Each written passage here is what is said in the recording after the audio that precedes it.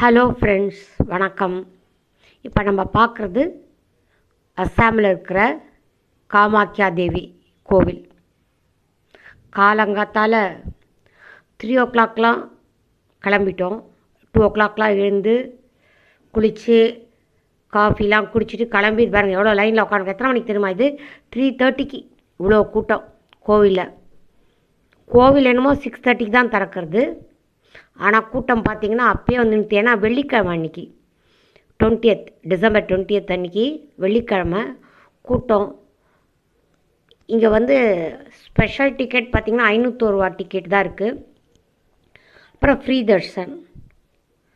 அந்த limited ticket தான்றதுனால எல்லோரும் நிறைய நேரம் வந்து உட்காந்து காலங்காத்தாலே உட்காண்டாங்க. நாங்களும் அதே மாதிரி 3 மணிக்கெலாம் வேனில் ஏறி 3:30க்கெலாம் வந்தாச்சு.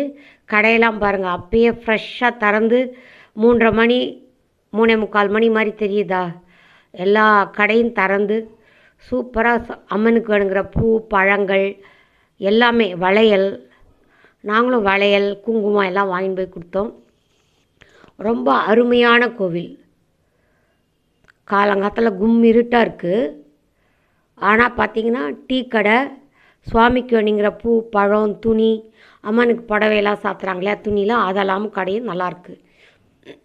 படி ஏறி தான் போகணும்.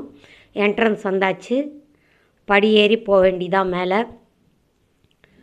கோவில்னு பார்த்திங்கன்னா பெருசாக நம்ம தமிழ்நாட்டில் இருக்க மாதிரி கோபுரங்களோ பெரிய பெரிய பிரகாரங்களோ கிடையாது. பயங்கர சக்தி வாய்ந்த கோவிலானால் அஸ்ஸாம் மாநிலத்தில் மேற்கு பகுதியில் நீலாச்சல் குன்றின் காமாக்யா தேவி கோவில் இருக்குது. இது 51 சக்தி பீடங்களில் ஒன்று. இங்குள்ள 10 தசமகா வித்யா தேவிகளின் கோவில் இருக்குது. இங்கே உள்ள அடங்கிய தொகுதியில் காமாக்யா கோவில் தான் பிரதானமாக இங்கே இருக்குது. இந்த கோவிலுக்கு உள்ளேயே திரிபுர சுந்தரி, மாதங்கி, கமலா தேவி அவளோட கோவில்கள்லாம் இருக்குள்ள. அஸ்ஸாமோட தலைநகர் கவுஹாத்திலேருந்து 12 கிலோமீட்டர் தொலைவில் நீலாச்சல்ன்ற மலையில் அமைந்துள்ளது. கடல் மட்டத்திலிருந்து 700 அடி உயரத்தில் அமைஞ்சிருக்கு இந்த கோவில். கோவிலில் உயிர் பலிலாம் கொடுக்குற வழக்கம் இன்னி வரைக்கும் கடைப்பிடிச்சின்னு இருக்காங்க. பாருங்கள் 501 ரூபா டிக்கெட்டு எடுத்துட்டோம். ரொம்ப நேரம் வெயிட் பண்ணோம். பாருங்கள் திருப்பையில் கூண்டில் போடுற மாதிரி நம்மளும், ஆனால் ரொம்ப பங்க்சுவலாக இருக்காங்க. நடுவில் ஆளை விடுறது அந்த மாதிரிலாம் கிடையாது. 501 ரூபா டிக்கெட்டுக்கும் லைனில் நின்று வாங்கி இந்த மாதிரி கூண்டில் போட்டாங்க. நிதானமாக தான் விடுறாங்க, பட் லைன் நல்லா ஃபார்ம் ஆகி நல்லபடியாக விடுறாங்க. காலங்காலத்தில் இருந்துட்டோம், எல்லாருக்கும் பசிக்க ஆரம்பிச்சிட்டு லைட்டாக ஸ்நாக்ஸ் பிஸ்கெட் அந்த மாதிரி எடுத்துட்டு உக்காண்டிருக்கோம்.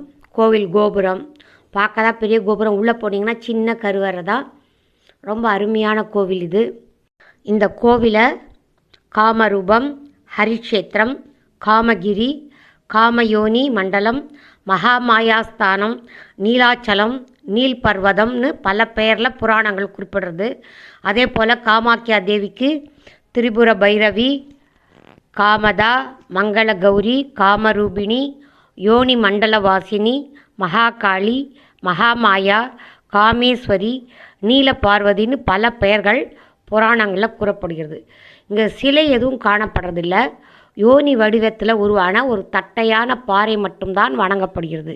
இங்கு பாண்டவர்கள் தேவியை வழிபட்டதாக மகாபாரதத்தின் விராட பருவம் மற்றும் பீஷ்ம பருவத்தில் காமாக்யா தேவியை அர்ஜுனனும் யுதிஷ்டரும் பிரார்த்தித்ததாக கூறப்படுகிறது. சக்தி பீடங்களில் மிக உயர்ந்த பீடமாக அனைத்து நூல்களும் குறிப்பிடுகின்றன. வேதவியாசரின் தேவி பாகவத புராணத்திலும் இக்கோவில் பற்றிய குறிப்புகள் உள்ளன. 10ஆம் நூற்றாண்டில் அஸ்ஸாம் மன்னர்களால் சீர்திருத்தப்பட்ட காமாக்யா கோவில் 16ஆம் நூற்றாண்டின் முற்பகுதியில் படையெடுப்பின் போது அழிக்கப்பட்டது. தற்போது உள்ள கோவிலை கூச் பீகாரின் அரசர் நரநாராயணா என்பவர் 1565 கட்டினார். 1665 மீண்டும் இக்கோவில் புதுப்பிக்கப்பட்டது. ரொம்ப அருமையான கோவில். மன்மதனை சிவபெருமான் எரித்த இடமாதலாலும் காமன் தனது சுயரூபம் பெற்ற பிறகு விஸ்வகர்மாவை கொண்டு கட்டிய கோவில் என்பதாலும் இந்த இடம் காமரூப் என அழைக்கப்படுகிறது. 51 சக்தி பீடங்களில் இது முதல் சக்தி பீடமாகும். இது அம்மனின் யோனி பகுதி விழுத இடம் என்றும் இதனை காமரூப் என்றும் அழைக்கிறார்கள். அம்மனின் சக்தி பீடங்களில் இது காமகிரி பீடம். இங்கே அம்மனோட சிலை எதுவும் கிடையாது. பிரம்மபுத்திரா தீர்த்தம் யோனி பீடத்தில் ஊறுறது. அதைத்தான் பிரசாதமாக பண்டாக்கள் தலையில் தெளிக்கிறாங்க. பிரசாதமாக வாயிலில் எடுத்து குடிச்சுட்டு தலையில் தெளிச்சுக்கிறோம் எல்லாருமே. வெளிப்பிரகாரத்தை பார்த்தா மட்டுமே இது கோவில்னு சொல்ல முடியும். உள்ள கோவில்ன்றதுக்கு ஒரு குகை மட்டும்தான். அதுக்குள்ளே ஒரு 10 படிக்கட்டுகள் கீழே இறங்கி மெல்ல பாதாளத்தில் அமைஞ்சிருக்கு இந்த கோவில். அங்கே எண்ணெய் விளக்கு மட்டும்தான், எலக்ட்ரிக் லைட்லாம் எதுவும் கிடையாது. கருவறை அமைப்பு ஒரு சிறிய மலைப்பாறை போன்று மேடை அமைக்கப்பட்டுள்ளது. மேடையை சுற்றிலும் தண்ணீர் வளமாக போயின்னு இருக்கு. தண்ணீர் கடியில் தான் யோனி பீடம் இருக்குது.